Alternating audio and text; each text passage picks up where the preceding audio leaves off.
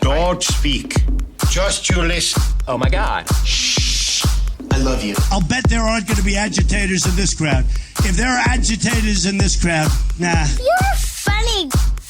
This program contains subject matter that may not be appropriate. Hey, are you running this whole thing? Sell crazy someplace else. We're gonna have some fun today, right? It's showtime. Hi, everybody, and welcome to NSS. This is the Reynolds Report.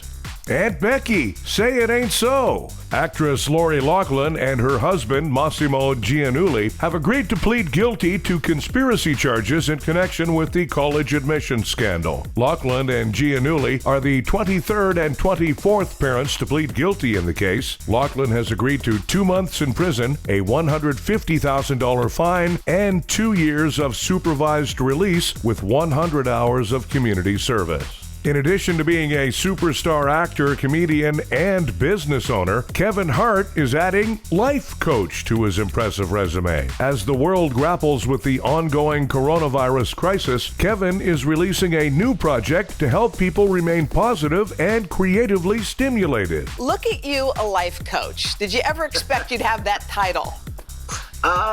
No. I think that's the beautiful thing about life. You have no idea where you can end up or the paths that you can take on until they're discovered. So this space of motivation and inspiration has been a discovery, but it's something that I've fallen in love with. And this is a passion project. You know, it's something that I wanted to do. I wanted to inspire, motivate, and inform.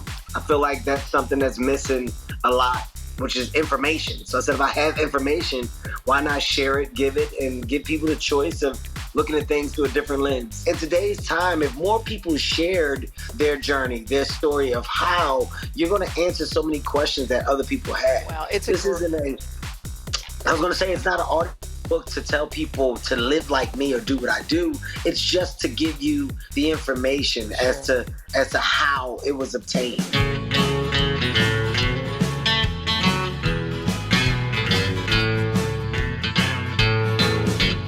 Hasn't been that long since they closed the shop.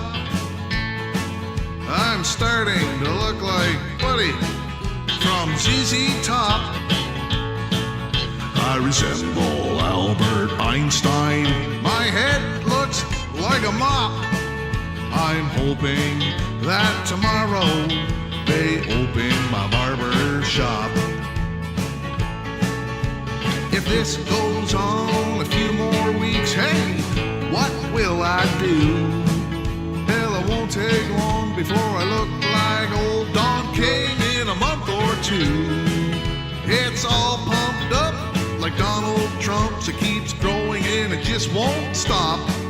I'm hoping that tomorrow they open my barber shop.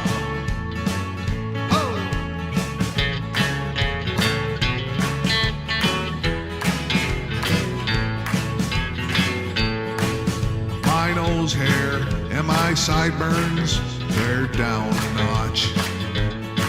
I got a unibrow and I look like an old Sasquatch. My hair is long and shaggy and it's standing up. I'm hoping that tomorrow they open my barber shop. If this goes on a few more weeks, hey, what will I do? I'm already looking like Krusty the Clown. It hasn't even been a month or two. Well, it's standing up like Donald Trump's. It keeps growing and it just won't stop. Well, I'm hoping that tomorrow they open my barber shop.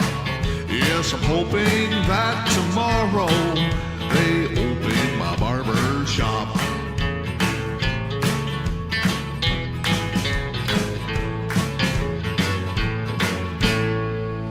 Yesterday, after Ford managers asked Trump to wear a mask during his visit to one of its factories, just like a petulant child, he refused. Ford even offered him one of the new 2021 masks that connects your phone to Twitter.